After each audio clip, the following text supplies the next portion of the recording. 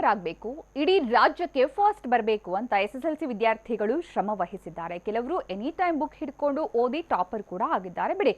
ಆದ್ರೆ ಇವರು ಮಾತ್ರ ಸ್ಪೆಷಲ್.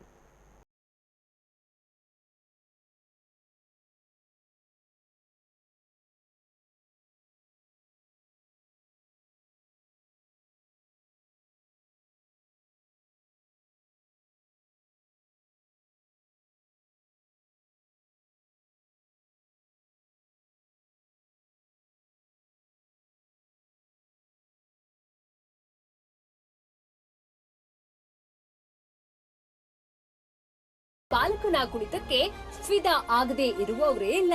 ಅದೇನ್ ಮಹಾ, ಎಲ್ರೂ ಡ್ಯಾನ್ಸ್ ಮಾಡ್ತಾರೆ ಅನ್ಕೊಳ್ಬೇಡಿ. ಯಾಕಂದ್ರೆ ಈ ಪೋರನಿಗೆ 2 ಕೈಗಳಿಲ್ಲ. ಆದ್ರೆ ತನ್ನ ನ್ಯೂನತೆಗೆ ಸೆಡ್ಡು ಹೊಡೆದು ಸಾಧಿಸಿ ತೋರಿಸಿದ್ದಾನೆ. ತನ್ನ ಕೆಲಸವನ್ನೇ ತಾನೇ ಮಾಡಿಕೊಳ್ಳೋ ಈ ಬಾಲಕ SSLC ಪರೀಕ್ಷೆಯಲ್ಲಿ ಇಡೀ ಕ್ಲಾಸ್ಗೆ ಫಸ್ಟ್ ಬಂದಿದ್ದಾನೆ. ದಕ್ಷಿಣ ಕನ್ನಡ ಜಿಲ್ಲೆ ಬಂಟ್ವಾಳದ ಕಂಚಿಕಾರಪೇಟೆಯ ಕೌಶಿಕ್ ಕಾಲಲ್ಲಿ ಪರೀಕ್ಷೆ ಬರೆದು ಇವತ್ತು ರಾಜ್ಯದ ಗಮನ ಸೆಳೆದಿದ್ದಾನೆ.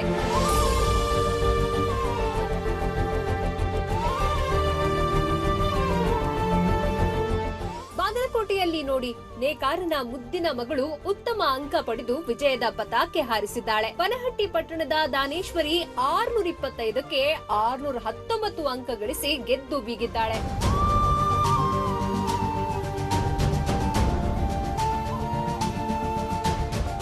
ಇನ್ನು ಈ ಪುಟ್ಟ ಮನೆಯನ್ನ ಒಮ್ಮೆ ನೋಡಿ, ಅದ್ಯಾವಾಗ ಮನೆ ಬಿದ್ದೋಗುತ್ತೋ ಗೊತ್ತಿಲ್ಲ. ಆದ್ರೆ ಇದೇ ಮನೆಯಲ್ಲಿ ಬದುಕು ದೂಡಿ SSLC ಪರೀಕ್ಷೆ ಬರೆದಿದ್ದ ಬಾಲಕ 625ಕ್ಕೆ 616 ಅಂಕಗಳನ್ನು ಪಡೆದಿದ್ದಾನೆ. ಹೆಸರು ಮಹೇಶ್. ಯಾದಗಿರಿಯಿಂದ ಬಂದು ಬೆಂಗಳೂರಿನ ಜೀವನಾಭಿಮಾನಗರದ ಬಳಿ ವಾಸವಿದ್ದ. ಇದೀಗ ಬಾಲಕನ ಸಾಧನೆಗೆ ಶಿಕ್ಷಣ ಸಚಿವ ಸುರೇಶ್ ಕುಮಾರ್ ಫಿದಾ ಆಗಿ ಬಡಪಾಯಿ ಮನೆಗೂ ಹೋಗಿದ್ರು.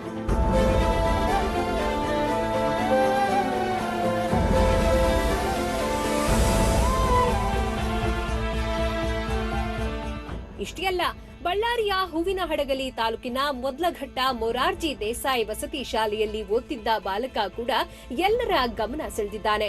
ಬಡತನದ ನಡುವೆಯೂ ಎಂ ಸುನಿಲ್ ನಾಯ್ಕ್ ಎಂಬ ಪೋರ 625 ಅಂಕಗಳಿಗೆ 622 ಅಂಕ ಪಡೆದಿದ್ದಾನೆ.